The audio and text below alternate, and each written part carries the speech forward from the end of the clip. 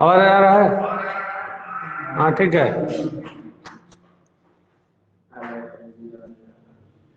हो गया। हाँ देखो गुड, तो नोट्स में लिखो।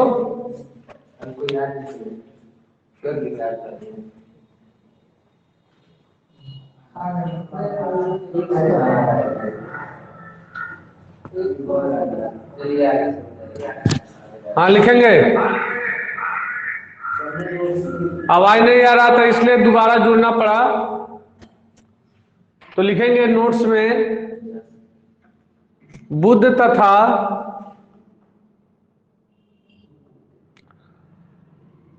तथा शुक्र के कोई उपग्रह नहीं होते हैं, के कोई उपग्रह नहीं होते हैं।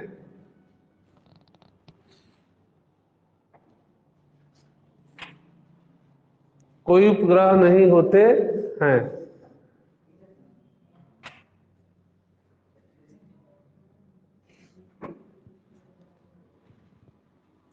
हो गया। अगला कृत्रिम उपग्रह। हाँ अगला है कृत्रिम उपग्रह।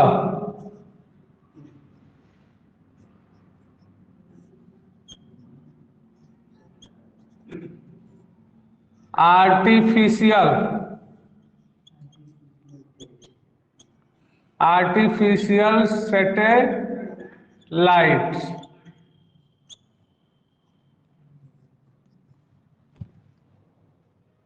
हाँ सुनो, कृत्रिम उपग्रह किसे कहते हैं? वह उपग्रह, हाँ बताइए।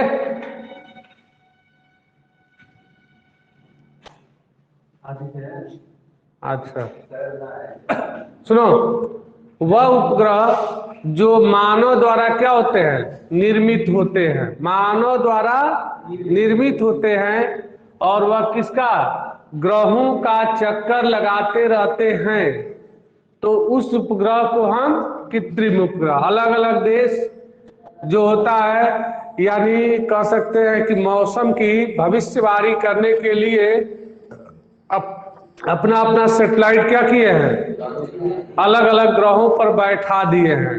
तो कोई भी घटना होती है तुरंत पता चल जाता है। जैसे पहले ही बता देते हैं कि आज बारिश होने वाली है, आज सुनामी आने वाला है, आज ये आने वाला है। ये किसके द्वारा बताया जाता है? कृत्रिम उपग्रह के द्वारा बताए जाते हैं। तो देखेंगे वे उपग्रह जो मानव द्वारा निर्मित होते हैं, मानव द्वारा निर्मित होते हैं,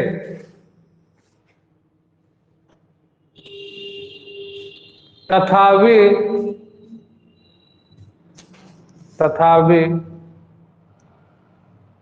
ग्रहों का चक्कर लगाते रहते हैं, ग्रहों का चक्कर लगाते रहते हैं,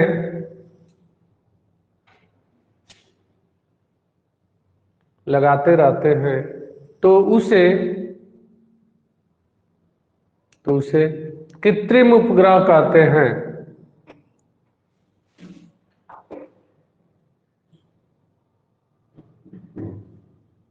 तो उसे कृत्रिम उपग्रह कहते हैं।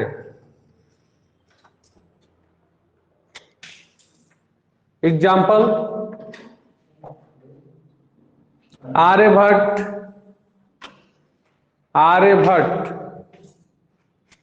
रोहिणी,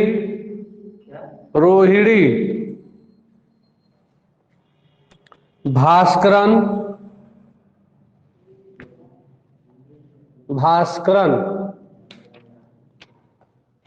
इत्यादि ETC। ये सब क्या होते हैं? आर्यभट्ट, रोहिणी, ये सब भारतीय कृत्रिम उपग्रह है, जो भारत द्वारा क्या किया गया है, ग्रहों पर सेट किया गया है। तो ये सब कृत्रिम उपग्रह होते हैं। कंफर्म। अगला हेडिंग, कैप्लर के ग्रहों संबंधी नियम। कैप्लर के ग्रहों संबंधी नियम।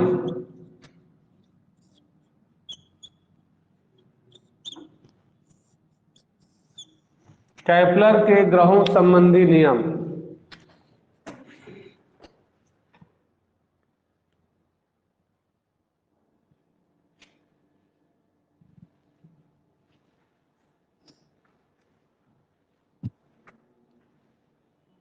हाँ सुनो, कैप्लर ने ग्रहों से संबंधित, ग्रहों के गति के संबंधित कितने नियम दिया? 3 नियम दिए थे। तो लिखेंगे कैप्लर ने ग्रहों के गति संबंधी निम्न 3 नियम दिए।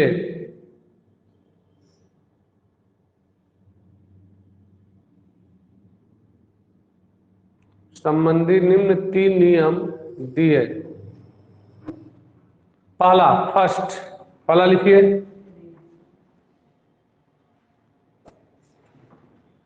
देखो, पहला बताया कि ये जितने भी ग्रह हैं, 8 ग्रह होते हैं, सूर्य के चारों तरफ एक दीर्घ वृत्ताकार कक्षा में क्या करते हैं? वृत्ता नहीं, दीर्घ वृत्ताकार कक्षा में चक्कर लगाते हैं, और उस ग्रह के ठीक फोकस पर क्या उपस्थित होता है? सूर्य उपस्थित होता है। तो पहला नियम याद हो गया। कैप्लर ने ग्रहों संबंधित 3 नियम दिया। पहला नियम दिया, प्रत्येक ग्रह सूर्य के चारों तरफ एक दीर्घ वृत्ताकार कक्षा में चक्कर लगाता है, जिसके फोकस पर क्या उपस्थित होता है? सूर्य स्थित होता है। तो लिखेंगे पहला, प्रत्येक ग्रह सूर्य के चारों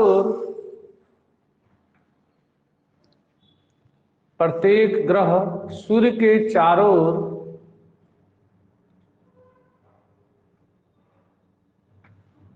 दीर्घ वृत्ताकार कक्षा में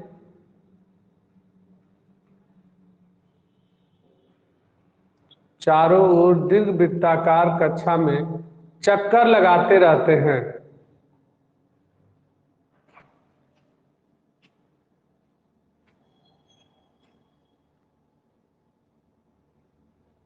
जहां सूर्य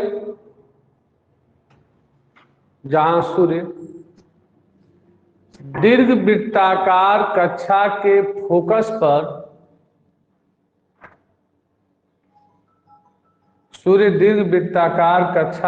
फोकस पर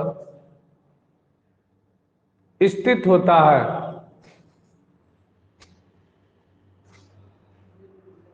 कक्षा पर फोकस होता है।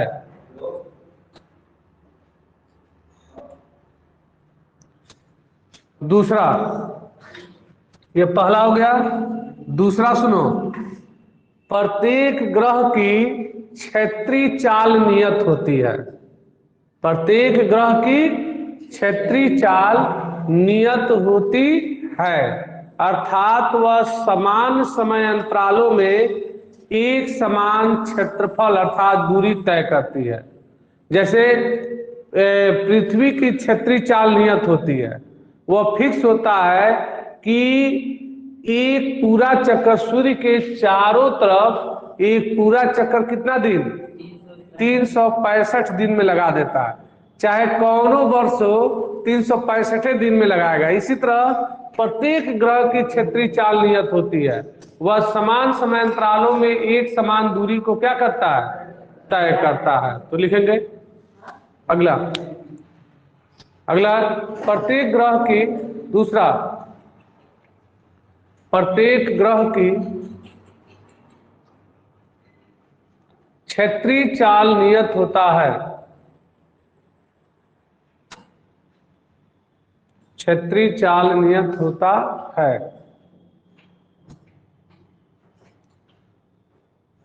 अर्थात वह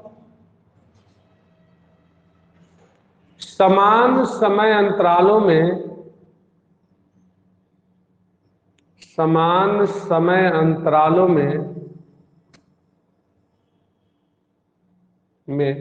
एक समान दूरी तय करती है। एक समान दूरी तय करती है।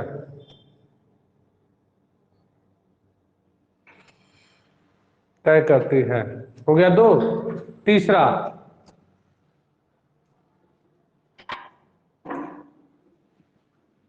देखो ये ग्रह है और यह है सूर्य। ग्रह और सूर्य के बीच की दूरी कितनी है? r है। r है। ग्रह और सूर्य के बीच की दूरी कितनी है? r है। और जितने समय में एक पूरा चक्कर लगाता है उसको आवर्त काल कहते हैं। तो केपलर ने तीसरा नियम बताया कि ग्रह के सूर्य के चारों तरफ आवर्त काल का वर्ग। आवर्त काल किसे कहते हैं? एक पूरा चक्कर लगाने में लगे समय को आवर्त काल कहते हैं। तो सुनो, किसी ग्रह के सूर्य के परितः आवर्त काल का वर्ग उस ग्रह और सूर्य के बीच की दूरी r के तृतीय घात के अनुक्रमानुपाती होता है, जिसे केपलर का तृतीय नियम कहते हैं। अर्थात टी स्क्वायर बराबर समानुपाती हटाएंगे तो कांस्टेंट k, तो k इंटू आर क्यू, जहां k क्या है? एक नियतांक है जिसे हम क्या कहते हैं? केपलर नियतांक कहते हैं। तो k क्या है? आपका केपलर नियतांक होता है। कंफर्म? तो लिखेंगे तीसरा, प्रत्येक ग्रह के आवर्तकाल, प्रत्येक ग्रह के आवर्तकाल का वर्ग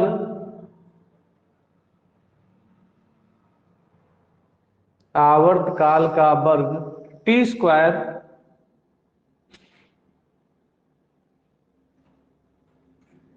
ग्रह और सूर्य के बीच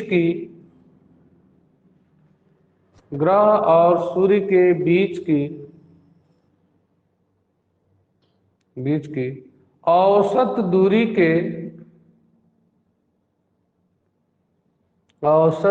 के तृतीय घात के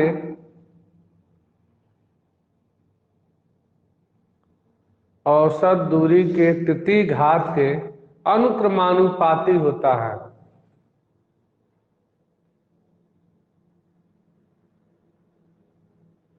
अनुक्रमानुपाती होता है, जिसे केपलर का तृतीय नियम कहते हैं।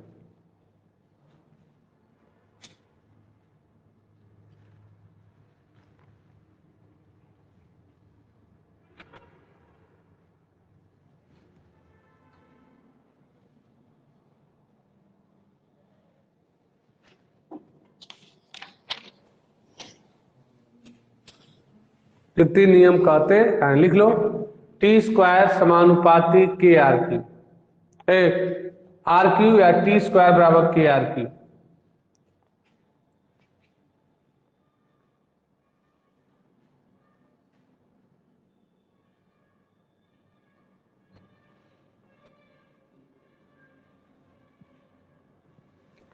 तो अगर आ जाए केपलर का तृतीय नियम लिखिए, द्वितीय नियम लिखिए, प्रथम नियम लिखिए, तो आप लिख लोगे ना? हाँ, यानी टी स्क्वायर केपलर का प्रथम नियम, प्रत्येक ग्रह सूर्य के चारों तरफ एक दीर्घवृत्ताकार कक्षा में चक्कर लगाता है। दूसरा, द्वितीय नियम है, प्रत्येक ग्रह की क्षेत्रीय चाल नियत होती है, अर्थात समान समय अंतराल में एक समान दूरी तय करती है। तीसरा, ग्रह और सूर्य के आवर्त काल का वर्ग उनके बीच की दूरी के तृतीय घात के अनुक्रमानुपाती होता है, जिसे केपलर का तृतीय नियम कहते हैं। 3 नियम है। हाँ, अगला क्या बज गया जी? टाइम क्या बज गया? तुम लोग लेट कर दे रहे हो ना। चलो ठीक है, अगला कैप्लर के नियमों से न्यूटन का निष्कर्ष।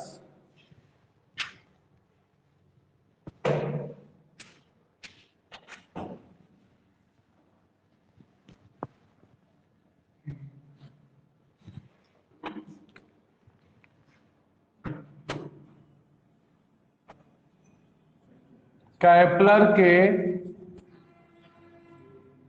नियमों से न्यूटन का निष्कर्ष।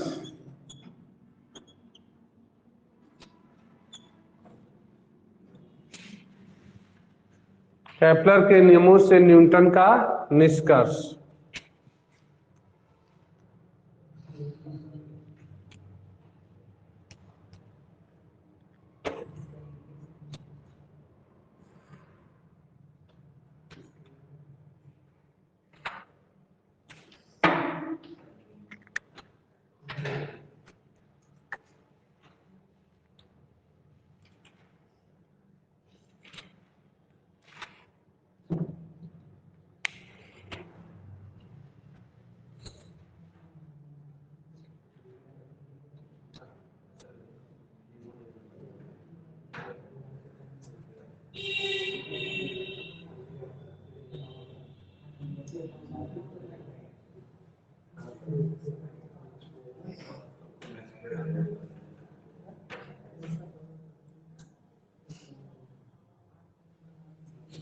हाँ सुनो,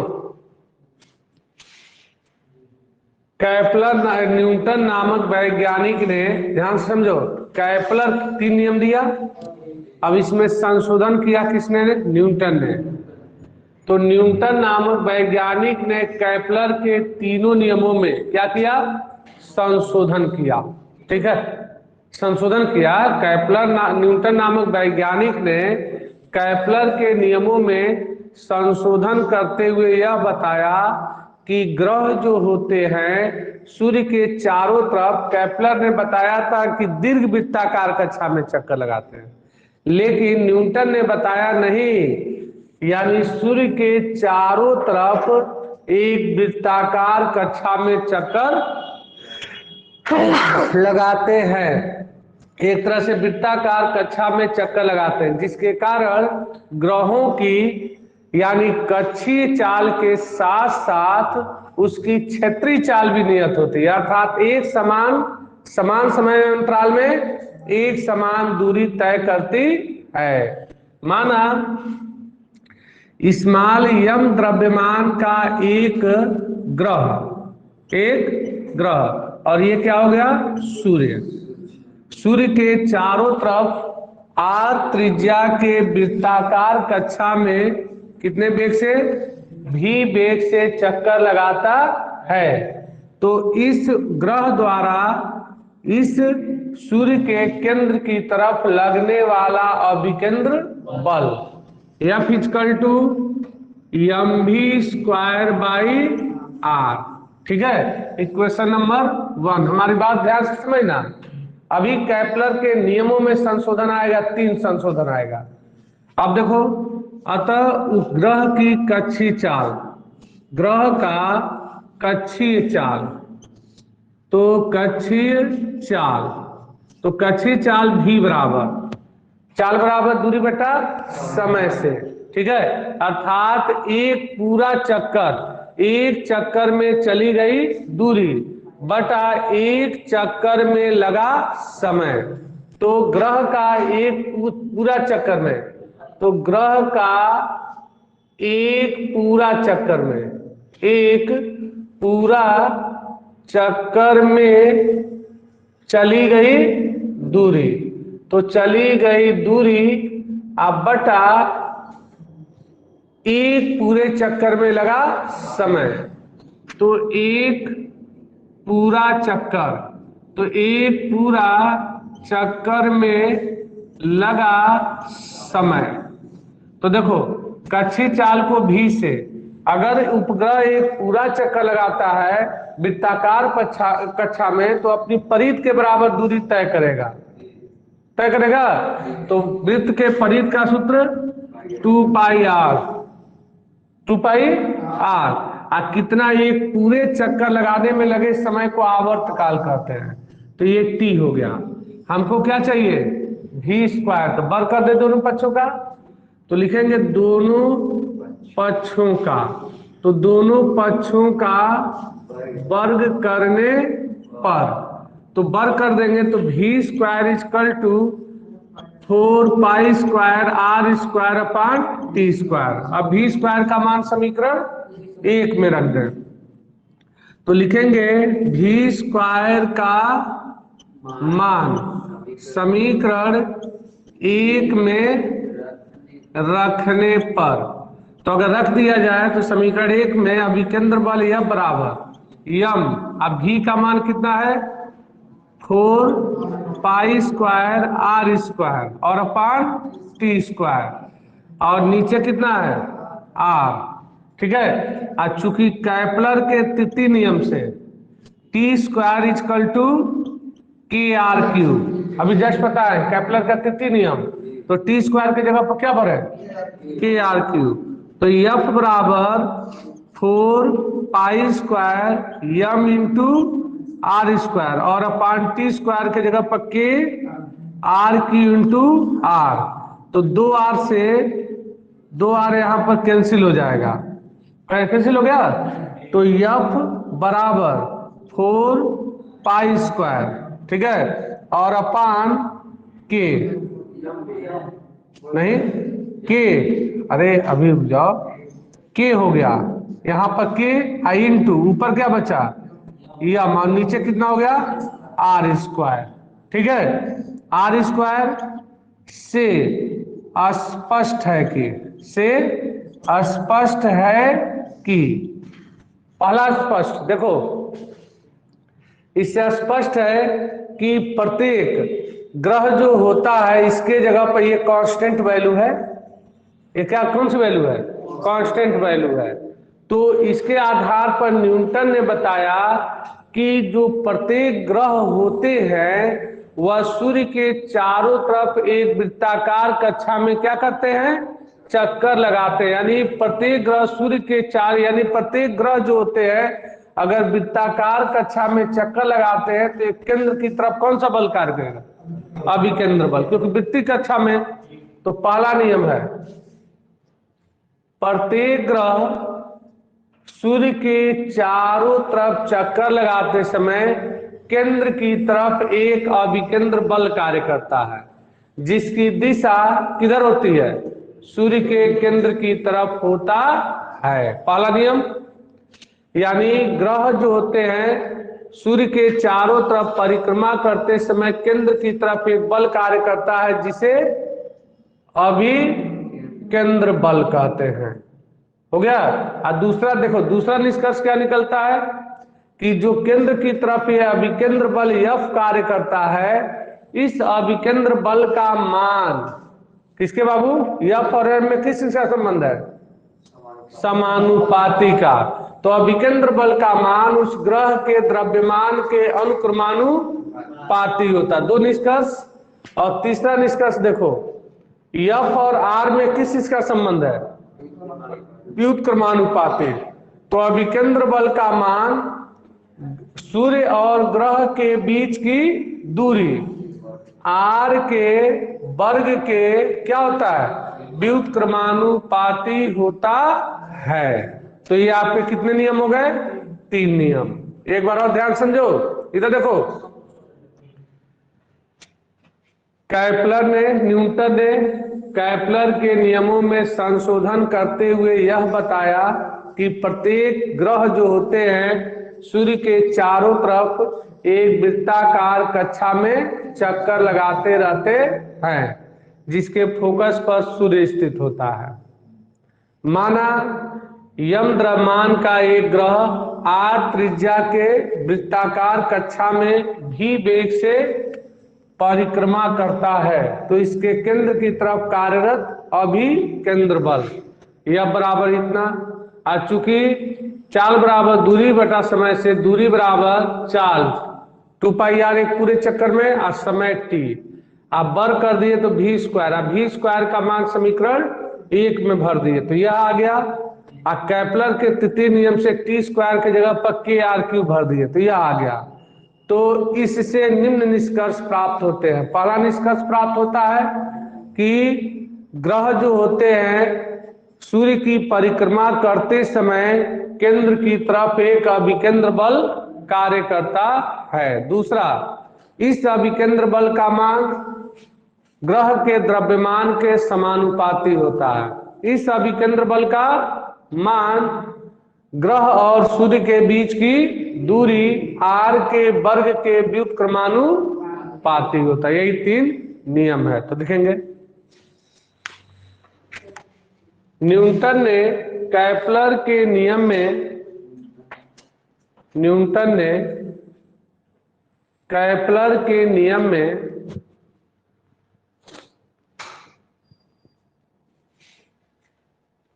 में संशोधन करते हुए यह बताया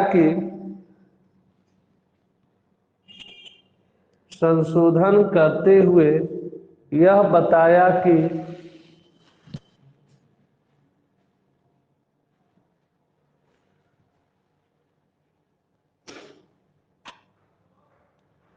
प्रत्येक ग्रह सूर्य के चारों ओर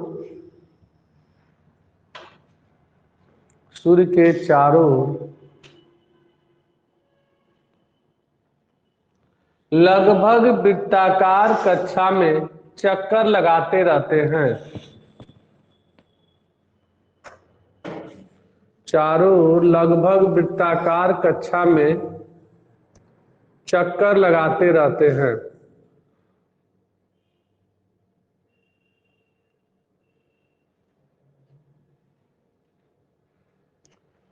जिससे ग्रह के क्षेत्रीय चाल के साथ साथ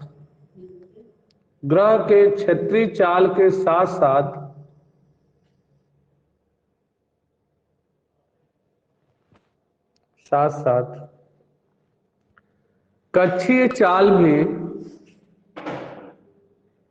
क्षेत्रीय चाल के साथ साथ कक्षीय चाल भी एक समान होती है।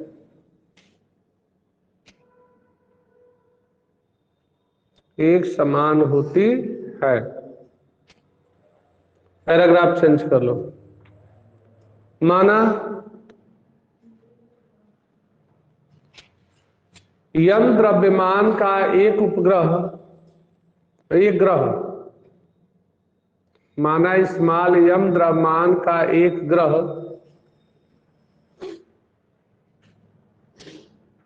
सूर्य के चारों ओर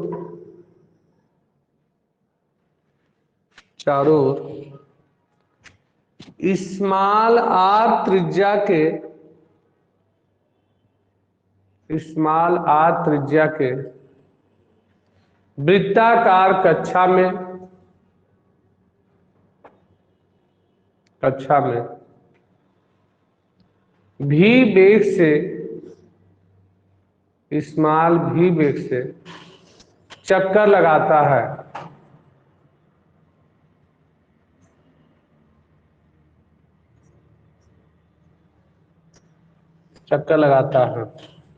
माना ग्रह का परिक्रमण काल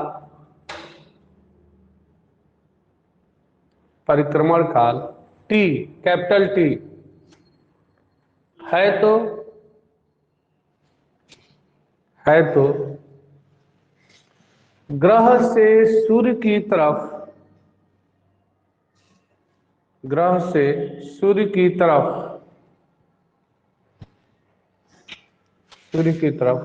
लगने वाला अभिकेंद्र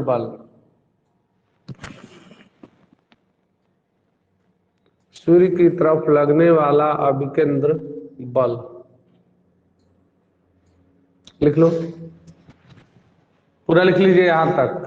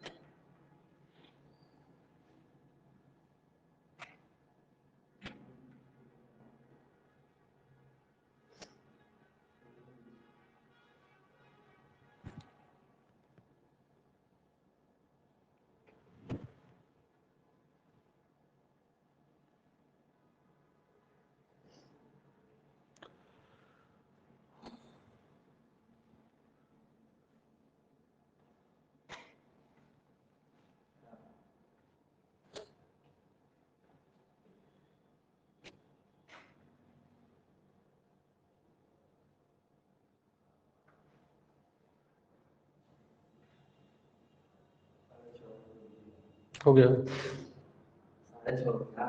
ठीक है, इसको लिख लें सर। ये सब लेट कर दिया है ना, 5 बजे से आना चाहिए, तो कल मैसेज किए कल के लिए, तभी हम तिलक में चले गए थे, जितेंद्र शर्मा जी के यहाँ, उनके भाई का था। अब उधर से हम लोग समय से चल दिए, हम पढ़ाने के लिए बाइक से गए। अब उधर से जब आने लगे तब क्या हुआ कि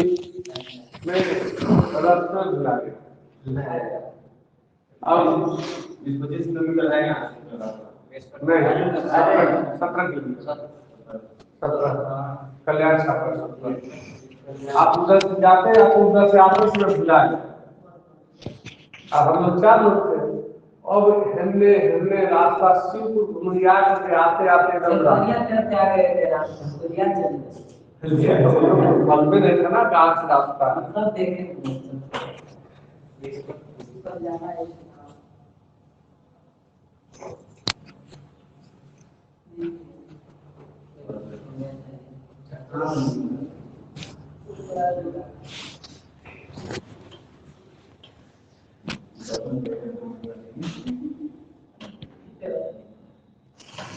हो गया।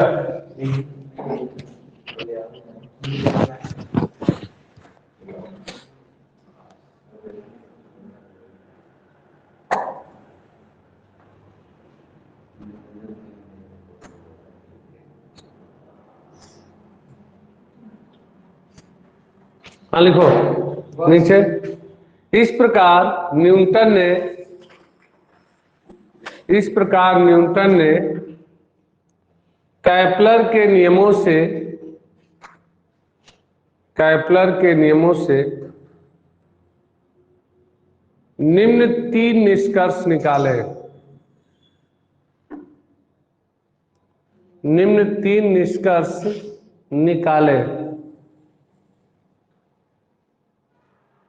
तीन निष्कर्ष निकाले। पहला, अरे लिख लो, हेडिंग में समाप्त कर दो। पहला, प्रत्येक ग्रह पर एक अभिकेंद्र बल कार्य करता है। प्रत्येक ग्रह पर एक अभिकेंद्र बल कार्य करता है।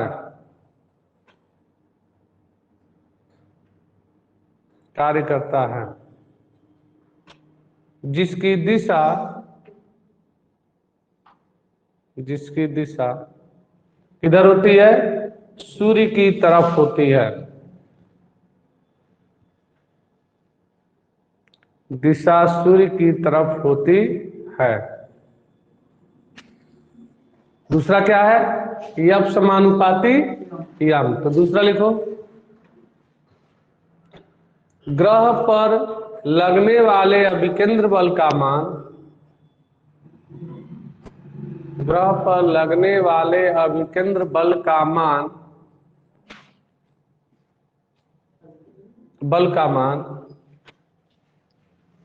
ग्रह के द्रव्यमान के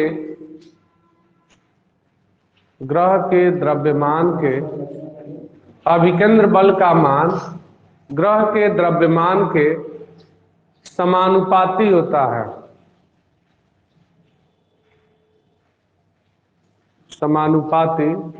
है। तीसरा,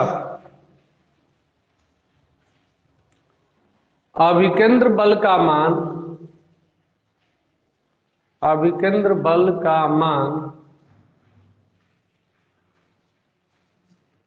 ग्रह तथा सूर्य के बीच की दूरी, इसको लिखे हो यफ समानुपाती यम। यफ समानुपाती यम उसमें लिख लेना। अभिकेंद्र बल का मान ग्रह तथा सूर्य के बीच की दूरी के वर्ग के व्युत्क्रमानुपाती होता है। वर्ग के व्युत्क्रमानुपाती होता है। बीच की दूरी के वर्ग के व्युत्क्रमानुपाती होता है। लिख लो, यफ व्युत्क्रमानुपाती 1/r²। केमिस्ट्री निकाल लो।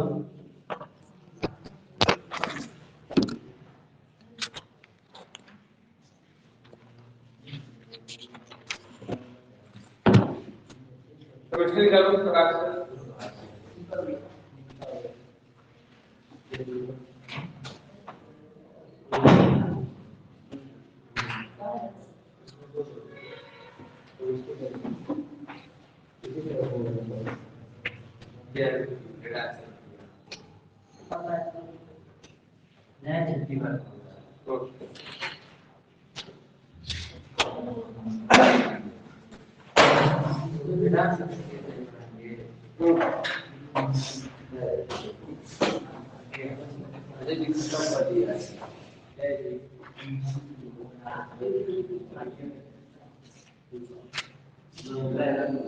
सात आठ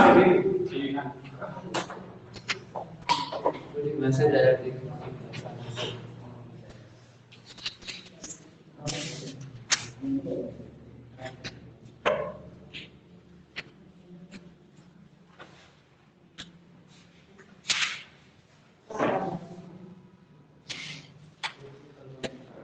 गुड इवनिंग भेजा है आपको।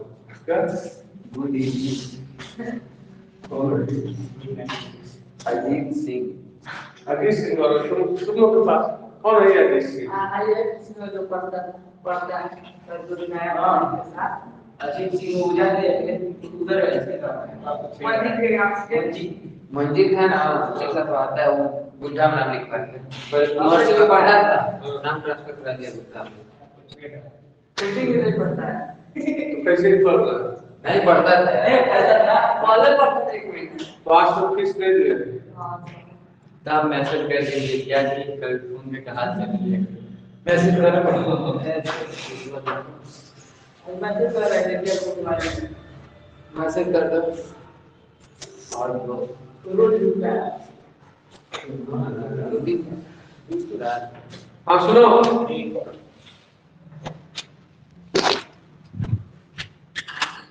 मिस्टर अजीत सिंह कट गया। उसको ग्रुप से अभी याद दिलाना उसको रिमूव कर दो। अभी सुना है तो भाग गया है। नहीं तभी पहले से हम कहे वो अजीत यादव तुम लोग सथवा आता है वो है अजीत है। हाँ सुनो इसको ये बताओ ग्रुप पर अगर इसको भेजना है हम सोच रहे हैं स्कूल में एक चैप्टर कम पढ़ाएं इसको अगर इसको ग्रुप पर भेजना हो तो भेजा सकता है स्कूल के ग्रुप पर बच्चे देख लेंगे। हाँ तो डाउनलोड करके उसको भेज दीजिएगा हो जाता है ग्रुप पर भेजा जाएगा डाउनलोड हो जाएगा। हाँ फिर से चालू कर दो केमिस्ट्री। चलो यहाँ देखेंगे आज एक नया चैप्टर स्टार्ट किया जा रहा है आप लोग के लिए यानी लेसन 8 ऑक्सीकरण अपचयन अभिक्रिया अर्थात रेडॉक्स रिएक्शन। तो रेडॉक्स रिएक्शन जो है ये नया चैप्टर स्टार्ट किया जा रहा है जिसमें से पहला हेडिंग आज हम लोग पढ़ेंगे ऑक्सीकरण अभिक्रिया। हेडिंग डालेंगे ऑक्सीकरण अभिक्रिया।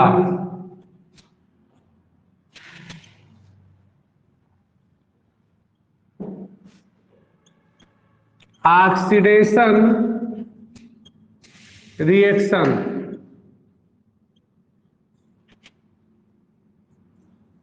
ऑक्सीकरण अभिक्रिया।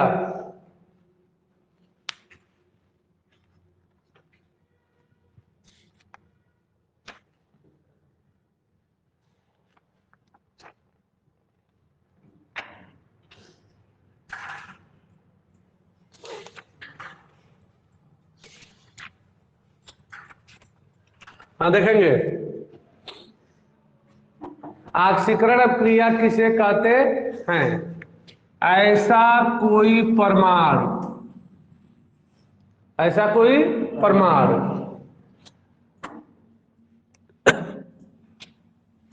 ऐसा कोई अणु, ऐसा कोई अणु या वे आयन, ये धनायन हो गया, जिसके ऊपर प्लस या माइनस चार्ज होता है उसे आयन कहते हैं, या Cl पर एक माइनस आयन जो इलेक्ट्रॉनों का त्याग करते हैं।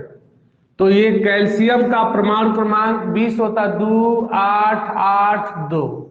वायतम कोश में 2 इलेक्ट्रॉन, तो जिसके वायतम कोश में 1 2 या 3 इलेक्ट्रॉन होते हैं वह उतना इलेक्ट्रॉन त्याग करके धनायन बनाने की प्रवृत्ति रखते हैं।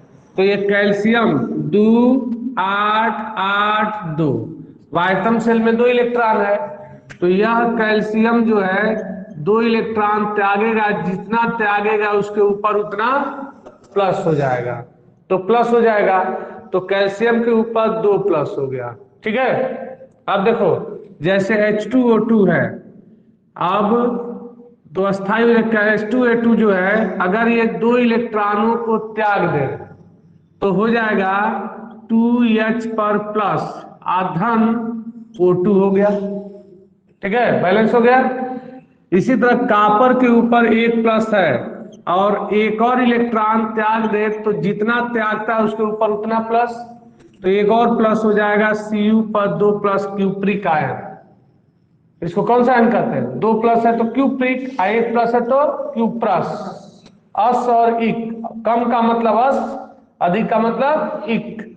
इसी तरह कैल्शियम के ऊपर 2 प्लस है, अगर ये 2 इलेक्ट्रॉन त्याग दे तो हो जाएगा Cl2 अर्थात क्लोरीन बन जाएगा। तो ऐसे परमाणु अणु या आयन जो इलेक्ट्रॉनों को त्यागने की प्रवृत्ति रखते हैं, तो इस प्रकार की अभिक्रियाओं को ऑक्सीकरण अभिक्रिया कहते हैं, ऑक्सीडेशन रिएक्शन कहते हैं, ऑक्सीकरण अभिक्रिया कहते हैं। इस प्रकार की अभिक्रियाओं में देखो, जब इलेक्ट्रॉन त्यागेगा तो इलेक्ट्रॉन तीर के किधर होगा? दाईं तरफ होगा। कंफर्म? इस प्रकार की अभिक्रियाओं में, ऑक्सीकरण अभिक्रियाओं में पदार्थों के धन संयोजकता के मान में, धन संयोजकता के मान में सदैव वृद्धि तथा ऋण संयोजकता के मान में सदैव कमी होती है। जैसे यहां पर देखेंगे कैल्शियम के ऊपर कोई आवेश है? नहीं है, कोई आवेश नहीं है तो 0। और जब 2 इलेक्ट्रॉन त्याग दिया तो कितना हुआ? 2 प्लस, तो 0 से 2 प्लस, धन क्या हो रहा है? बढ़ रहा है। तो जहां धन के मान में वृद्धि, कौन सी अभिक्रिया? बोलो, ऑक्सीकरण अभिक्रिया। तो ऑक्सीकरण अभिक्रिया, यहां पर देखो इसके ऊपर कोई आवेश है? जब कोई आवेश नहीं है तो 0, और 2 त्याग दिया तो कितना प्लस? 2 प्लस, 0 से प्लस 2, धन क्या हो रहा है? बढ़ रहा है। तो कौन सी अभिक्रिया? यहां देखो Cu के ऊपर 1 प्लस और यहां पर 1 इलेक्ट्रॉन त्याग दिया तो कितना प्लस हो गया? तो 1 प्लस से 2 प्लस, धन क्या हो रहा है? बढ़ रहा है। कौन सी अभिक्रिया? ऑक्सीकरण। यहां देखो 2 माइनस है, 2 एक में 2 माइनस, और 2 इलेक्ट्रॉन त्याग दिया तो इसके ऊपर कोई आवेश नहीं है ना, 0। तो -1 से -2 से 0, ऋण क्या हो रहा है? जहां ऋण संयोजकता के मान में कमी, कौन सी अभिक्रिया? ऑक्सीकरण। तो कंफर्म हो गया?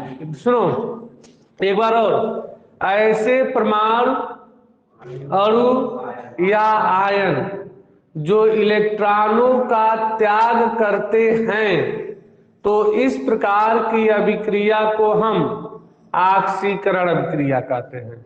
कंफर्म? तो उसके बाद लिखेंगे रिएक्शन एग्जाम्पल, उसके बाद कहेंगे इस अभिक्रिया के फलस्वरूप परमाणुओं के धन संयोजकता के मान में वृद्धि और ऋण संयोजकता के मान में सदैव क्या होती है, कमी होती है। तो लिखेंगे ऐसे परमाणु अणु या आयन, परमाणु अणु या आयन जो इलेक्ट्रॉनों का त्याग करते हैं, जो इलेक्ट्रॉनों का त्याग करते हैं, तो इस प्रकार की अभिक्रिया को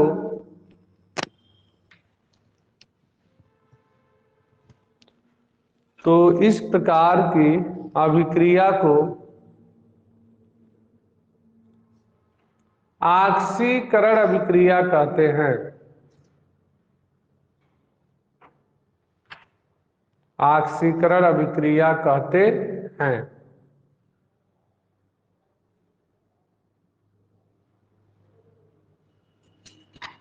एग्जाम्पल में चारों रिएक्शन लिख लो।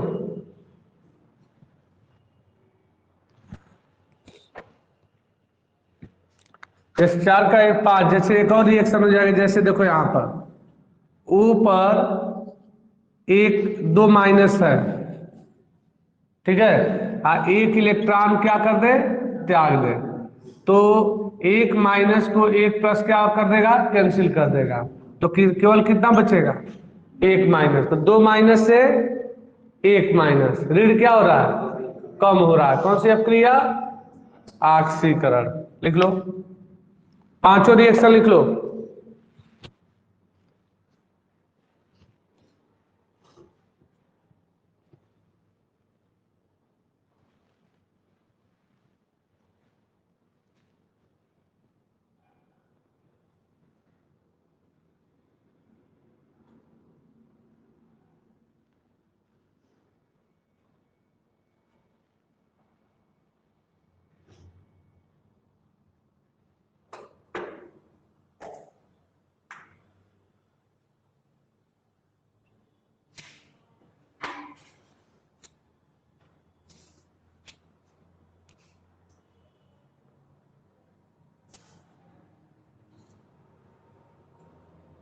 हो गया, नीचे लिख लो,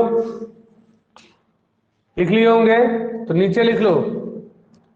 इस अभिक्रिया के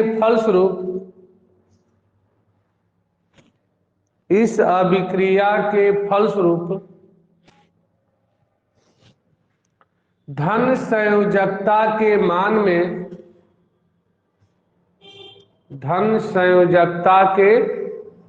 में वृद्धि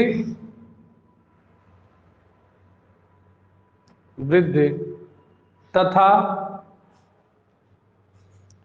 ऋण संयोजकता के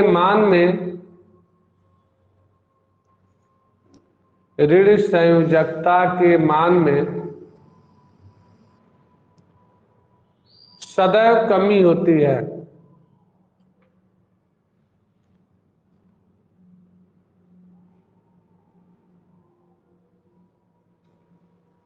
कमी होती है, ठीक है। अब यहां देखो, अगला हेडिंग है अपचयन अभिक्रिया। अपचयन अभिक्रिया, रिडक्शन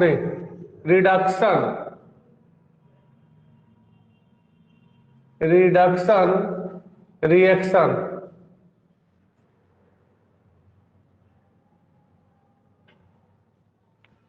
रिडक्शन रिएक्शन, हाँ सुनो, इसी का सीधे उल्टा कर दिया जाए। ऐसा कोई परमाणु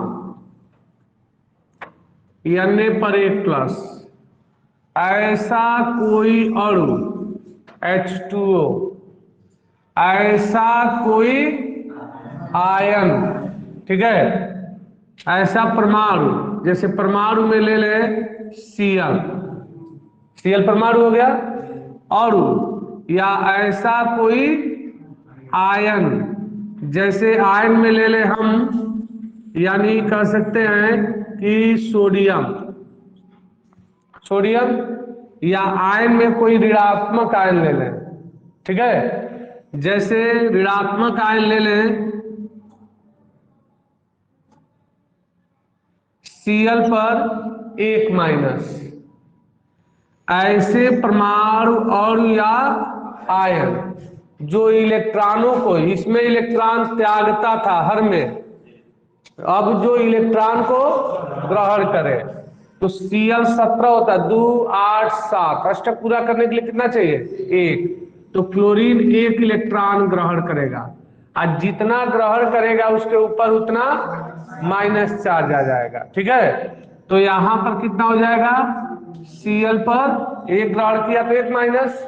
अब देखो यह जो है 2 इलेक्ट्रॉन ग्रहण करेगा, इलेक्ट्रॉन ग्रहण करेगा तो तीर के बाएं तरफ हो जाएगा, तो अगर 2 इलेक्ट्रॉन ग्रहण करेगा तो देखो यहां पर क्या हो जाएगा, 2OH पर माइनस और प्लस H2, देखो 4 हाइड्रोजन, 2 और 2 4 हाइड्रोजन, 2 ऑक्सीजन, 2 एकन्ने 2 ऑक्सीजन, तो 2 इलेक्ट्रॉन ग्रहण किया तो जितना ग्रहण करता है उसके ऊपर उतना माइनस, 2 एकन्ने 2 माइनस, कंफर्म।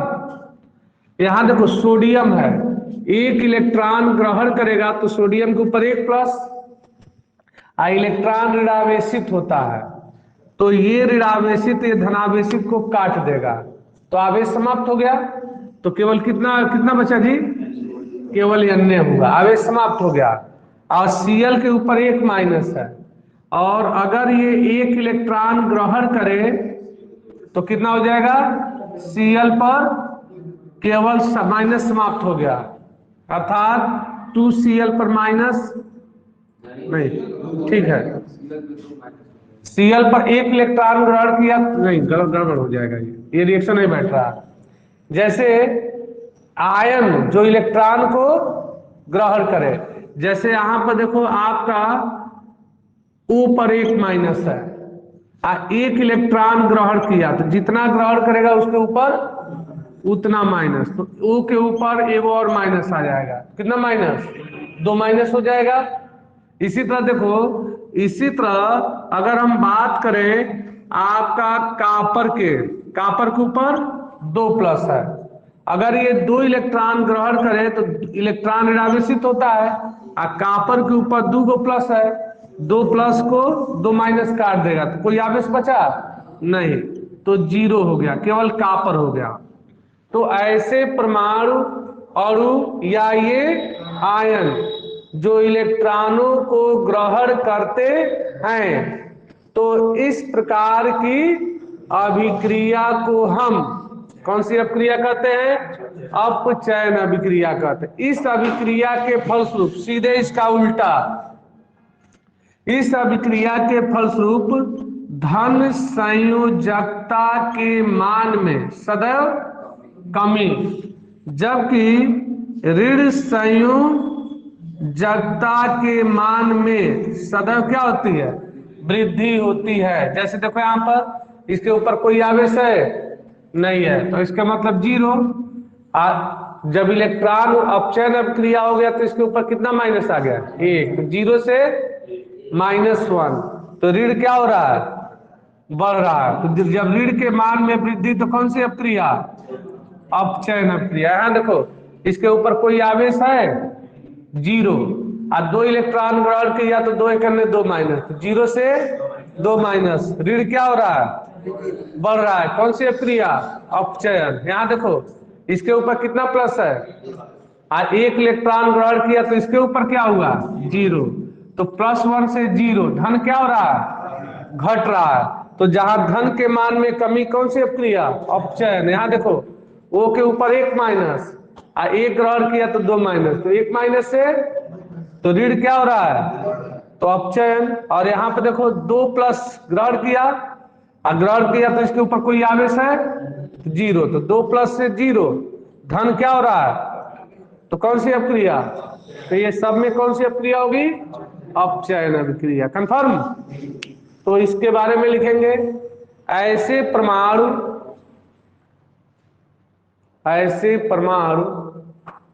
अणु या आयन, परमाणु अणु या आयन जो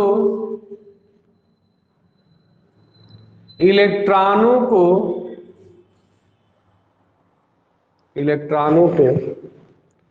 ग्रहण करते हैं,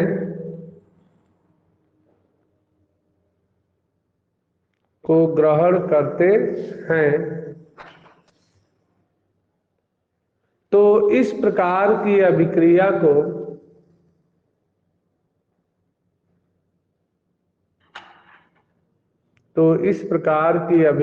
को अपचयन अभिक्रिया कहते हैं। अपचयन अभिक्रिया कहते हैं।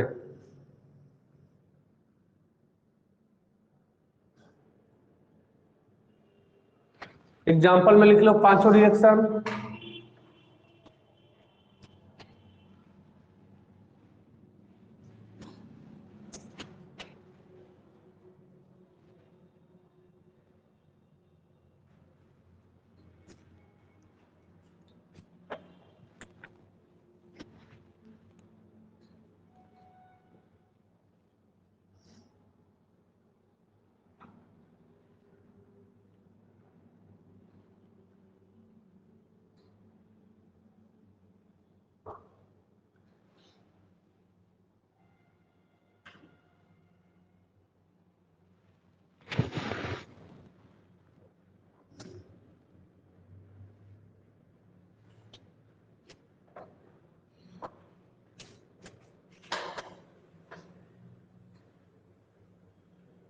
हो गया, नीचे लिख लेंगे इस अभिक्रिया के फलस्वरूप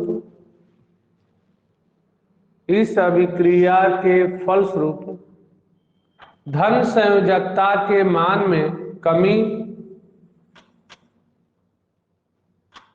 कमी जबकि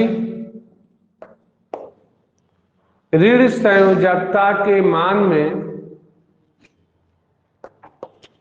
में वृद्धि होती है।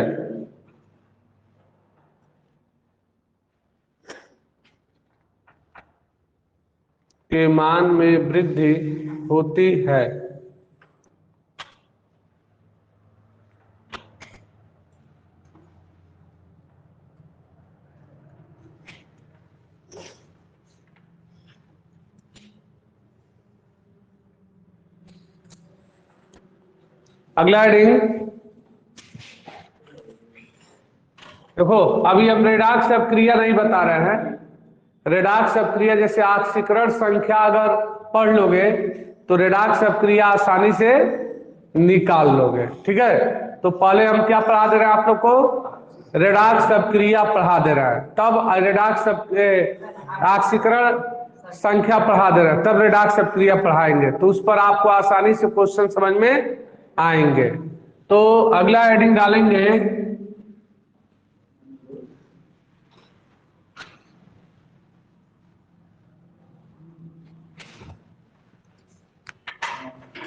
ऑक्सीकरण संख्या।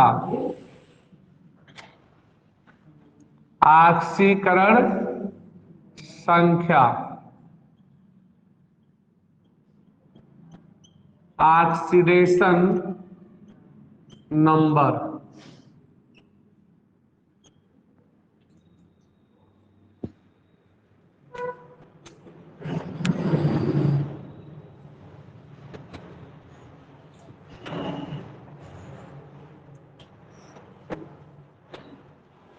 देखो, जैसे NaCl एक यौगिक बन रहा है, तो किसी यौगिक के, यह क्या है? यौगिक है, तो किसी यौगिक के बनने में यह सोडियम परमाणु क्या करता है? 11 होता है, 2 8 1, 2 8 1, तो 1 इलेक्ट्रॉन त्याग देगा, तो Na के ऊपर 1 प्लस हो जाएगा। क्लोरीन है 17 होता, 2 8 7। तो इसका अष्टक पूरा करने के लिए तो 1 इलेक्ट्रॉन ग्रहण करेगा तो 1 माइनस हो जाएगा। तो देखो परिभाषा क्या हुआ, 1 इलेक्ट्रॉन ग्रहण करेगा तो इसके ऊपर 1 माइनस हो जाएगा। तो किसी यौगिक के बनने में इस परमाणु द्वारा त्यागे गए या परमाणु द्वारा ग्रहण किए गए इस इलेक्ट्रॉन की संख्या को ही, इस इलेक्ट्रॉन की संख्या को ही, तो इस इलेक्ट्रॉन की संख्या को ही क्या कहते हैं, ऑक्सीकरण संख्या कहते हैं। ऑक्सीकरण संख्या सदैव धन तथा ऋण चिन्ह सहित होता है। ठीक है, ऑक्सीकरण संख्या सदैव धन तथा ऋण चिन्ह सहित होता है। तो परिभाषा एक बार और ध्यान समझेंगे, किसी यौगिक के निर्माण में परमाणु द्वारा त्यागे गए या ग्रहण किए गए इलेक्ट्रॉनों की संख्या को ही क्या कहते हैं, ऑक्सीकरण संख्या कहते हैं। ऑक्सीकरण संख्या धन तथा ऋण चिन्ह सहित होता है। जैसे सोडियम के ऊपर 1 प्लस है तो सोडियम की ऑक्सीकरण संख्या कहेंगे +1। क्लोरीन के ऊपर 1 माइनस है तो हम कहेंगे क्लोरीन की ऑक्सीकरण संख्या -1। कंफर्म, कोई दिक्कत? तो ये इसका क्या हो गया, ऑक्सीडेशन नंबर। एक और परिभाषा ध्यान से समझेंगे, जैसे यह आपका हो गया कॉपर के ऊपर 2 प्लस, यहां पर कह सकते हैं कि O के ऊपर 2 माइनस हो गया।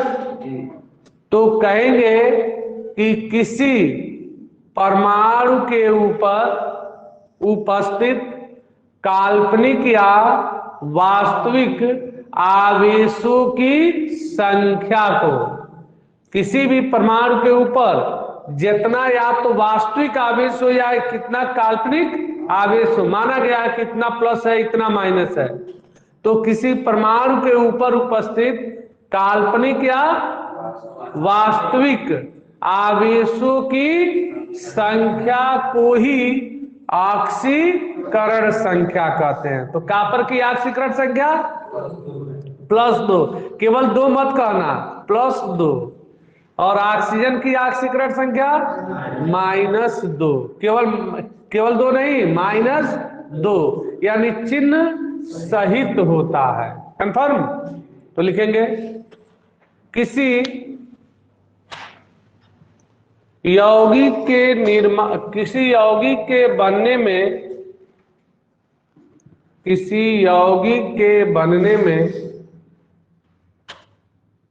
बनने में उसके किसी परमाणु द्वारा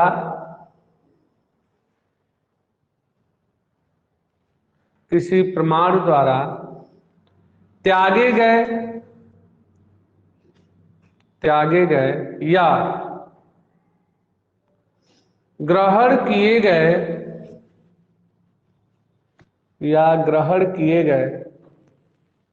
इलेक्ट्रॉनों की संख्या को ही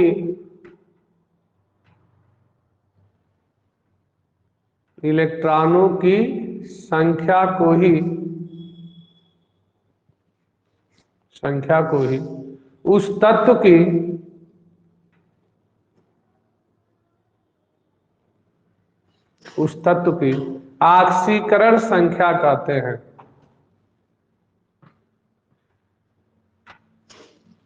उस तत्व की ऑक्सीकरण संख्या कहते हैं।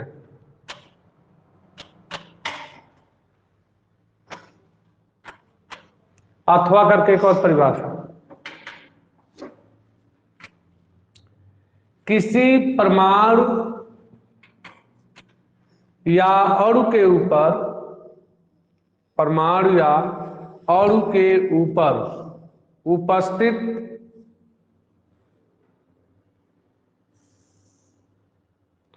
वास्तविक या काल्पनिक, वास्तविक या काल्पनिक आवेशों की संख्या को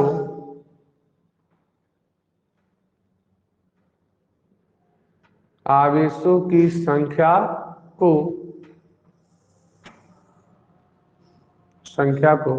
उस तत्व की आक्सीकरण संख्या कहते हैं।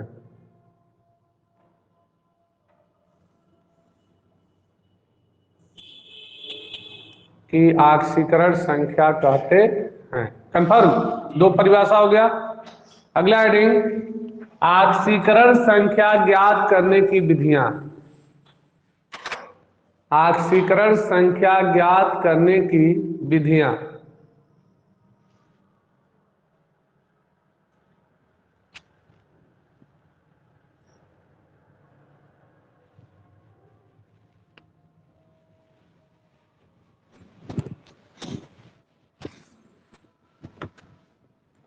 हाँ देखेंगे, कुछ रूल्स रेगुलेशन है, उस सभी को पढ़ना है। ध्यान से, पहला नियम है, कोई स्वतंत्र परमाणु है। स्वतंत्र परमाणु का मतलब वह परमाणु जिससे कोई दूसरा परमाणु न जुड़ा हो, जैसे तत्व। ठीक है, कोई स्वतंत्र परमाणु या स्वतंत्र अणु। स्वतंत्र अणु का मतलब वह अणु जो सम परमाणु हो, समान प्रकार के परमाणुओं से मिलकर के बना हो। जैसे स्वतंत्र परमाणु में सोडियम ले लें, ठीक है, आपका कापर ले लें, इसके ऊपर प्लस माइनस कुछ है नहीं है, ठीक है। आपका कह सकते हैं कैल्शियम ले लें, Cl ले लें। आपका अणु, अणु में जैसे O2 हो गया, सम परमाणु का अणु है, O से मिलकर बना है। N2 सम परमाणु का अणु है, नाइट्रोजन और नाइट्रोजन स्वतंत्र अणु है, दो परमाणु से मिलकर बना है। O3 ओजोन, तीन ऑक्सीजन से मिलकर बना है। T4 फास्फोरस, चतुष्परमाणु, चार परमाणुओं से मिलकर बना है। S8 अष्ट परमाणु है, आठ परमाणुओं से मिलकर के क्या है, बना हुआ है। तो ये सम परमाणु स्वतंत्र परमाणु है और ये स्वतंत्र अणु है। तो स्वतंत्र परमाणु या अणुओं की ऑक्सीकरण संख्या का मान सदैव क्या होता है, शून्य होता है। ये रूल संख्या पहला याद रहेगा। जैसे मान लीजिए कोई रासायनिक अभिक्रिया में केवल दिया हो Cu, तो कहेंगे कि उसकी ऑक्सीकरण संख्या 0। किसी रासायनिक अभिक्रिया में दिया है Cl2, स्वतंत्र अणु है, तो इसकी ऑक्सीकरण संख्या 0। किसी रासायनिक अभिक्रिया में सपोज दैट आपका दिया है P4, सम परमाणु अणु है, तो इसकी ऑक्सीकरण संख्या 0। तो याद रहेगा, ये सब रूल्स एकदम से याद होना चाहिए। तो लिखेंगे, पहला, मुक्त अवस्था में परमाणु, मुक्त अवस्था में परमाणु या स्वतंत्र अणुओं की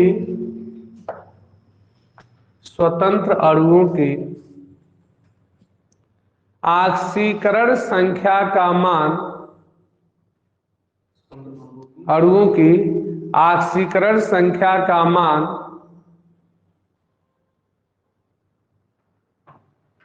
सदैव शून्य होता है, सदैव शून्य होता है, शून्य होता है। एग्जाम्पल में लिख लो,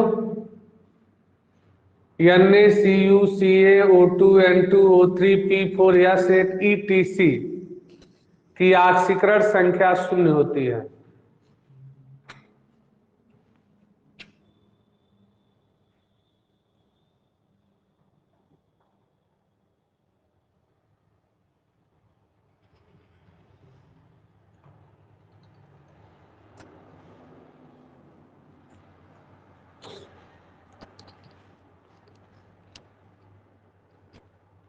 हो गया। दूसरा सुनो, दूसरा नियम में क्या है, किसी भी आयन की ऑक्सीकरण संख्या, जैसे आयन में हम ले लें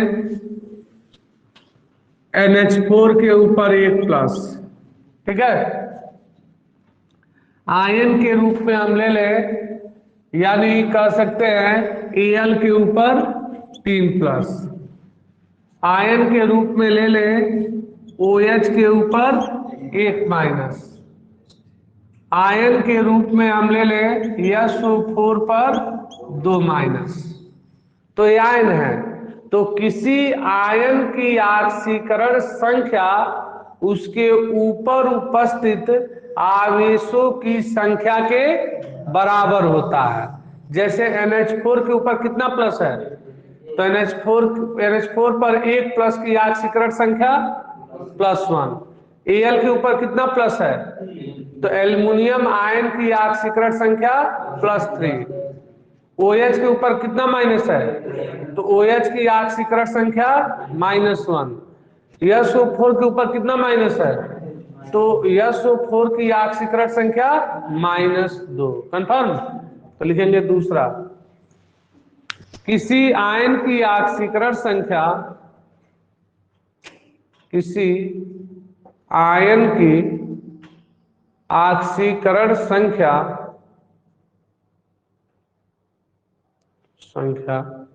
उस पर उपस्थित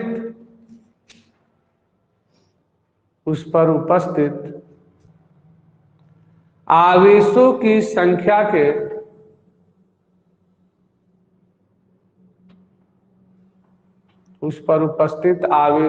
संख्या के बराबर होता है,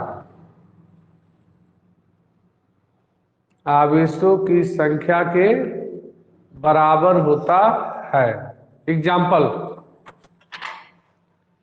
NH4 पर 1+, Al पर 3+,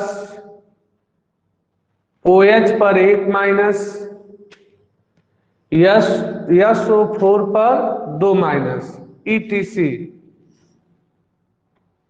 की ऑक्सीकरण संख्या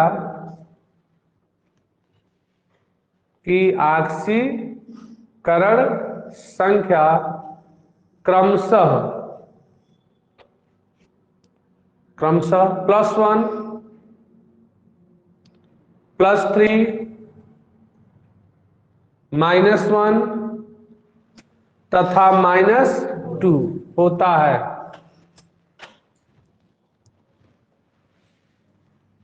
तीसरा देखो क्या है, तीसरा नियम बताया गया कि क्षार धातु फर्स्ट ए वर्ग के तत्व हेलिनाकारक से हरियार, यानी lithium, sodium, potassium, rubidium, caesium, ETC, ये क्षार धातु है। लिथियम का परमाणु क्रमांक 3, 2 और 1, सोडियम का परमाणु क्रमांक 11, 2, 8, 1, पोटेशियम का 19 होता है, 2, 8, 8, 1। तो सबके वायतम को उसमें कितने इलेक्ट्रॉन, सभी क्षार धातु के वायतम को उसमें 1 इलेक्ट्रॉन है। तो क्षार धातुओं की तो जब 1 इलेक्ट्रॉन है तो यह क्या करेगा, 1 इलेक्ट्रॉन त्यागेगा, 2 और 1, तो जितना त्यागेगा उसके ऊपर उतना प्लस, जब 1+ हो गया तो 2 बचा, हीलियम की अस्थायी संरचना बना लिया। इसी तरह सोडियम 2, 8, 1, अगर 1 इलेक्ट्रॉन त्याग दिया तो 1+, तो 2 और 8। कोई भी तत्व इलेक्ट्रॉनों को त्यागता है और ग्रहण करके अपना अष्टक अर्थात अक्रिय गैस की अस्थायी संरचना बनाने की प्रवृत्ति रखता है। ठीक है, तो प्रवृत्ति रखता है, तो यहां पर क्या हो गया, ये सभी क्षार धातु के आयतन को उसमें 1-1 इलेक्ट्रॉन, तो सब 1-1 इलेक्ट्रॉन त्याग करके अक्रिय गैस की वह आयन क्या होगा, अक्रिय गैस की अस्थायी संरचना प्राप्त कर लेगा। तो 1 त्याग रहा है तो उसके ऊपर 1+, तो क्षार धातुओं की ऑक्सीकरण संख्या +1, जबकि सेकेंड ए वर्ग के तत्व को हम बताए थे क्षारीय मृदा धातु कहते हैं। तो क्षारीय मृदा धातु कहते हैं। अर्थात बेटा माने कार, स्कूटर बाप राजी। बी का मतलब बेटा, यम जी मांगे, सी ए से कार, एस आर से स्कूटर, बी ए से बाप और आर ए से राजी। ये सेकेंडरी वर्ग के तत्व हैं। और ये सेकेंडरी वर्ग का तत्व किसी भी यौगिक में उपस्थित हो तो ये मैग्नीशियम 12 2 8 2 इसको स्थायी होने के लिए क्या करेगा? देखो, जिस तत्व के आयतन कोष में 1 2 या 3 इलेक्ट्रॉन होते हैं वह उतना इलेक्ट्रॉन त्याग करके उतना धनायन बनाता है। तो इसके आयतन कोष में कितने इलेक्ट्रॉन है? 2। तो मैग्नीशियम 2 को त्यागेगा तो 2 को प्लस, तो सभी जो है 2 इलेक्ट्रॉन त्यागेंगे। तो इसके ऊपर 2 प्लस, तो ऑक्सीकरण संख्या +2। तो किसी भी यौगिक में अगर ये क्षार धातु में कोई भी तत्व उपस्थित हो, हेलिना कर्व से पर्याप्त, तो उस यौगिक में उस तत्व की ऑक्सीकरण संख्या सदैव कितना लिखिएगा? +1। एक नहीं, +1 लिखिएगा। अगर किसी यौगिक में अगर इस बेटा मांगे कार, स्कूटर बाप राजी हमें से कौनो हो तो उस सभी तत्व की ऑक्सीकरण संख्या आप सदैव कितना लिखेंगे? +2 लिखेंगे। कंफर्म हो गया? कोई दिक्कत? समझ में आ गया? तो लिखेंगे। दूसरा ना, तीसरा लिखेंगे क्षार धातु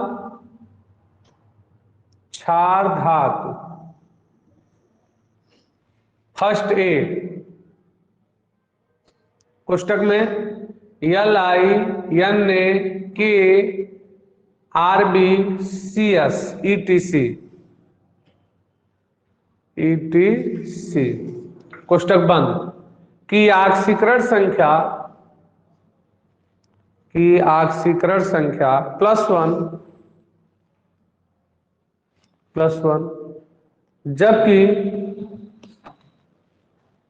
जबकि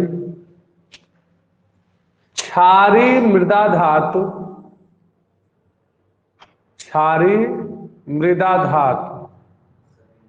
कोष्टक में सेकंड ए और कोष्टक में सेकंड ए BMgCaSr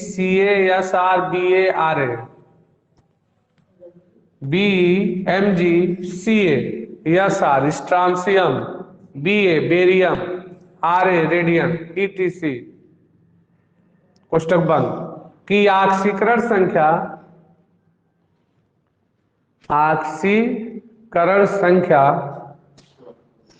+2 होता है।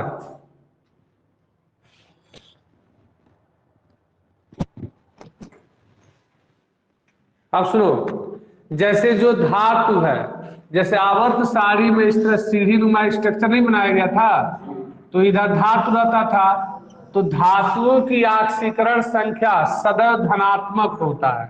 और इधर क्या होता था? सीढ़ी नुमा स्ट्रक्चर की इधर अधातु, और अधातुओं की ऑक्सीकरण संख्या का मान ऋणात्मक होता है। कंफर्म? लेकिन कुछ अपवाद भी हैं, अपवाद भी घिरा हुआ है। तो लिखेंगे धातुओं की ऑक्सीकरण संख्या का मान, चौथा, धातुओं की ऑक्सीकरण संख्या का मान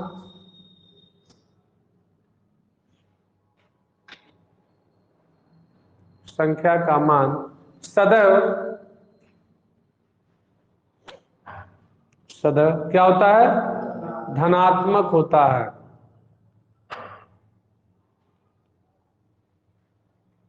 सदैव धनात्मक होता है। 4 हो गया। पांचवा सुनो, पांचवा क्या होता है? यानी पांचवा जो होगा, चलो छोड़, 4 हो गया। पांचवा सुनो, पांचवा जो होगा, जैसे हाइड्रोजन के बारे में हम बात करें,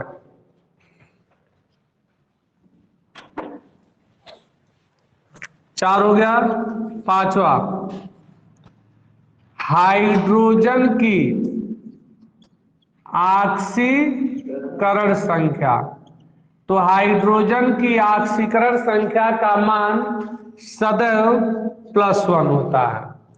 प्रत्येक यौगिक में हाइड्रोजन की ऑक्सीकरण संख्या का मान +1 होता है। लेकिन अगर यही हाइड्रोजन किसी धातु से जुड़ा हो, जैसे NaH, यानी धातु से जुड़ा हो, जैसे CaH2 कैल्शियम धातु है, सोडियम धातु है, AlH3 एल्युमिनियम धातु है, तो धातुओं से जुड़ा हो तो उस स्थिति में इस हाइड्रोजन की ऑक्सीकरण संख्या का मान क्या होगा?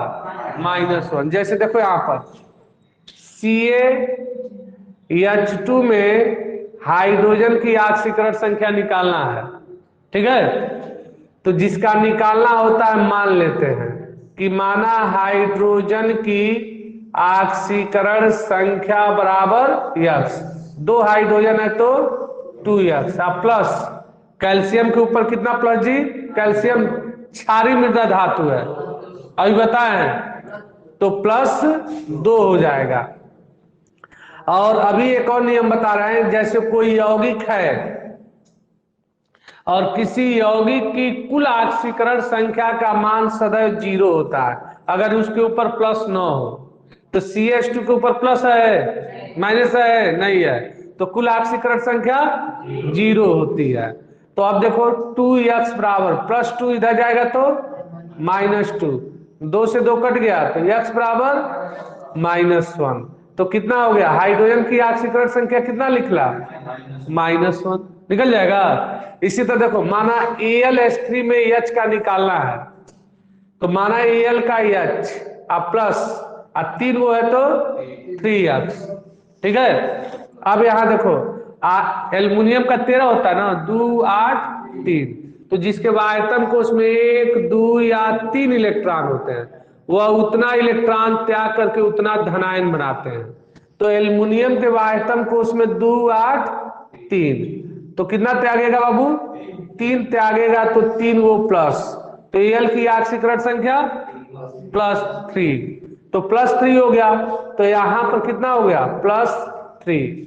आप इसके ऊपर कोई प्लस माइनस है तो कुल ऑक्सीकरण संख्या 0, तो +3 इधर जाएगा तो -3, तो X बराबर -3/3, तो X बराबर -1। तो एक मतलब हाइड्रोजन की ऑक्सीकरण संख्या प्रत्येक यौगिक में +1 होता है, +1 होता है।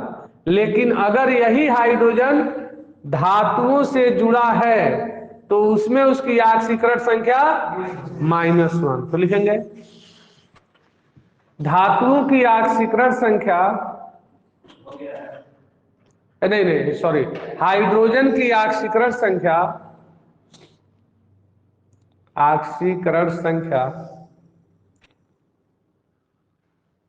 सदैव +1 होता है,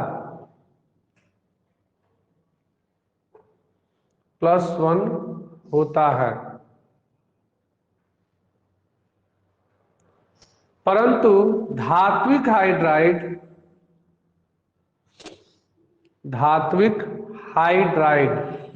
कोष्टक में NaH CaH2 AlH3 ETC इत्यादि की ऑक्सीकरण संख्या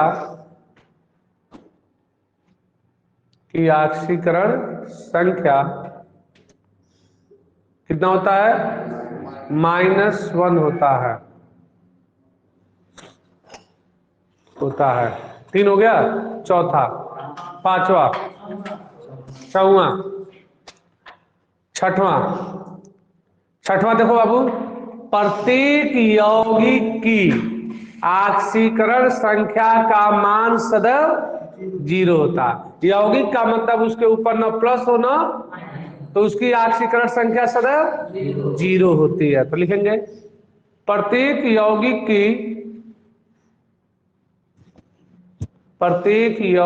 की ऑक्सीकरण संख्या का मान, ऑक्सीकरण संख्या का मान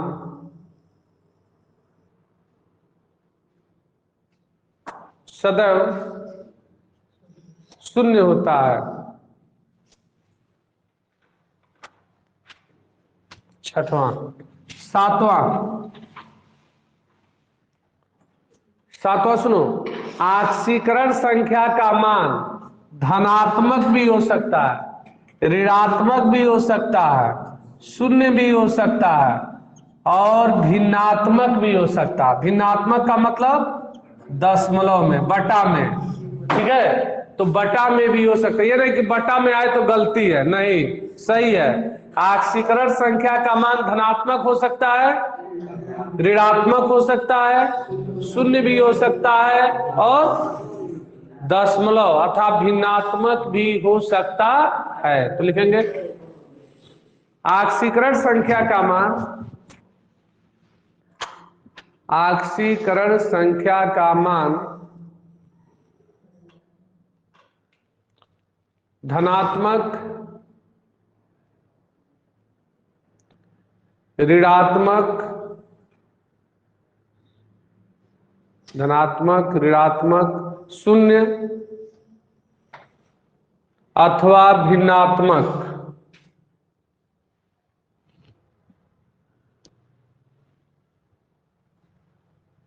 भिन्नात्मक होता है, होता है। हो गया। अगला नहीं, 7 हो गया ना। 8वां,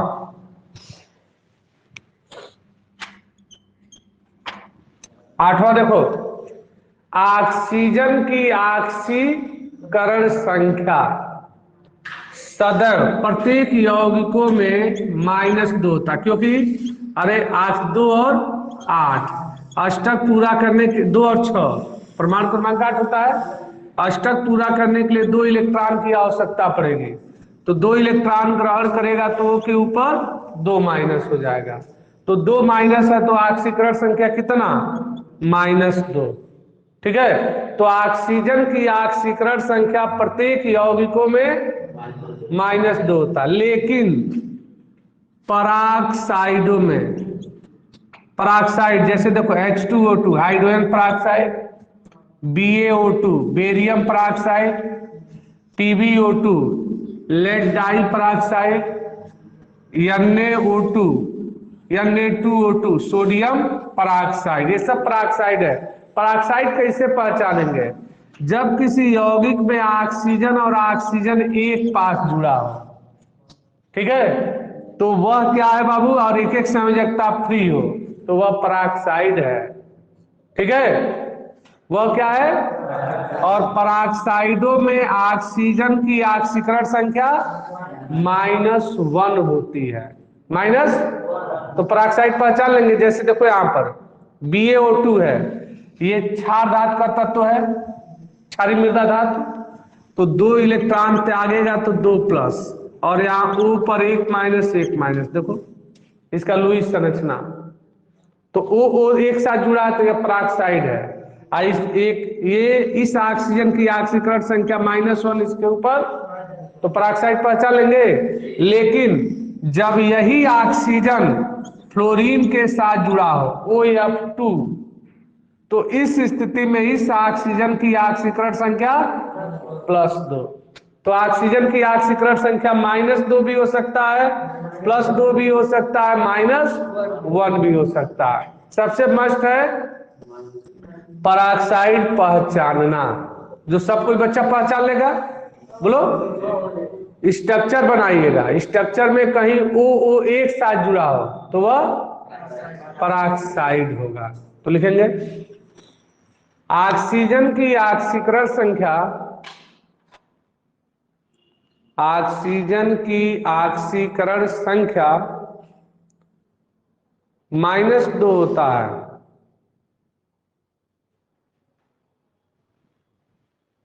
परंतु पराक्साइड युक्त यौगिक पराक्साइड युक्त यौगिक कोष्टक में H2O2, BaO2, PbO2, Na2O2 etc. Na2O2 etc. कोष्टक बंद। या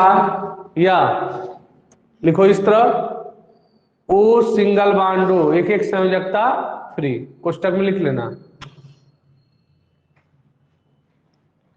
में ऑक्सीकरण संख्या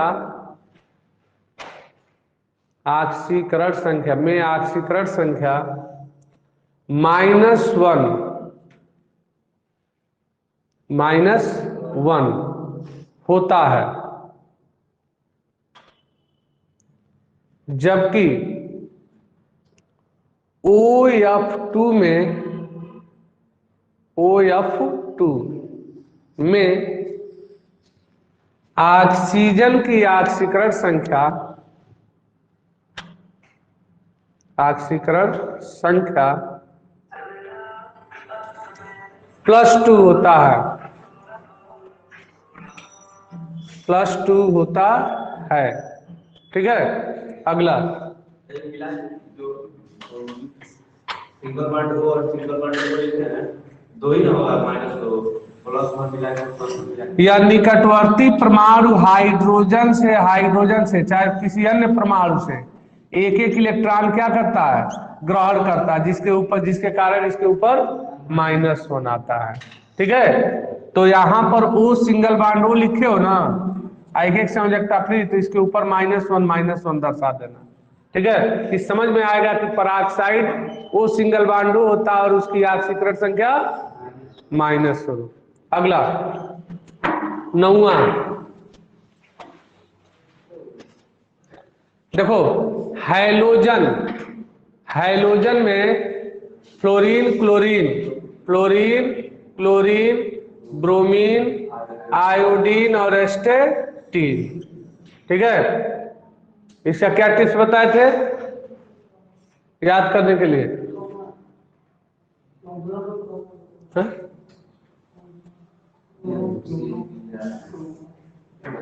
फिर कल बाहर आएगा ऑटो,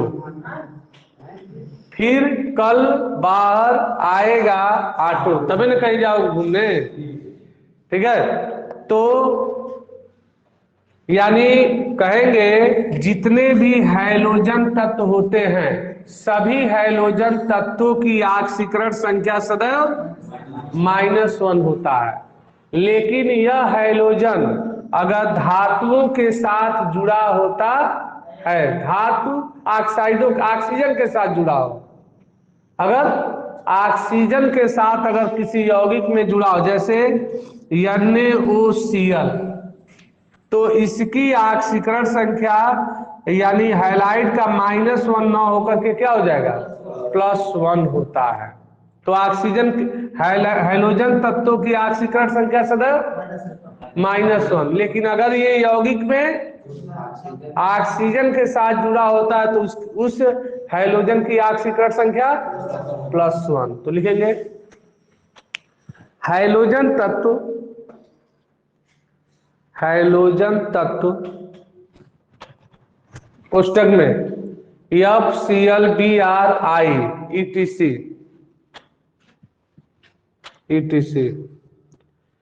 की ऑक्सीकरण संख्या, कोष्टक बंद कर लेना, की ऑक्सीकरण संख्या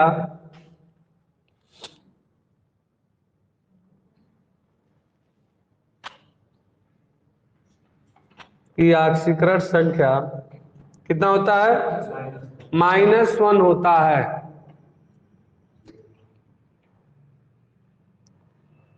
परंतु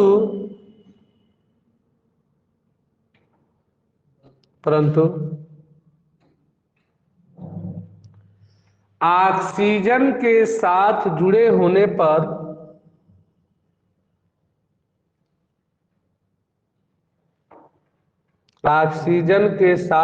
होने पर इसकी ऑक्सीकरण संख्या इसकी ऑक्सीकरण संख्या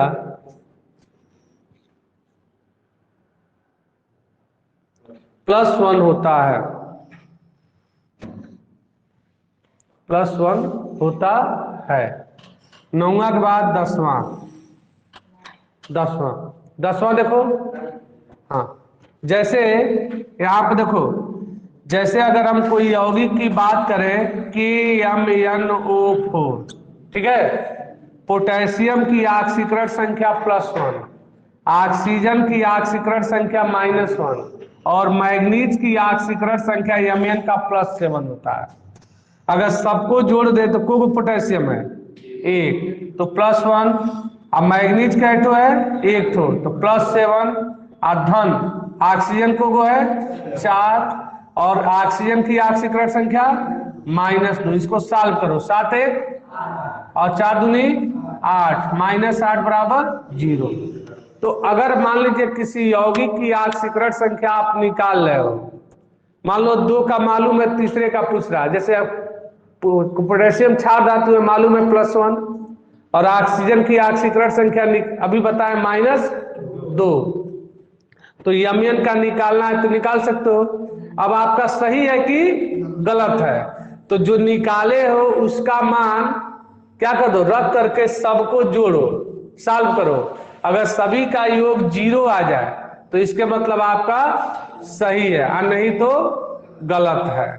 तो इसके मतलब किसी यौगिक में उपस्थित समस्त तत्वों के ऑक्सीकरण संख्याओं का योग सदैव 0 होता है।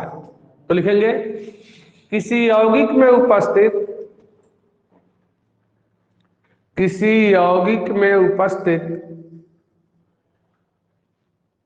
समस्त तत्वों की ऑक्सीकरण संख्याओं का योग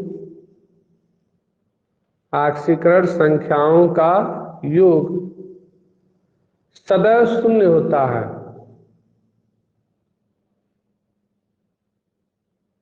सदैव 0 होता है। ठीक है, तो ये आपका ऑक्सीकरण संख्या के नियम समाप्त हो गए। कल अगला हेडिंग आपको दिया जाएगा।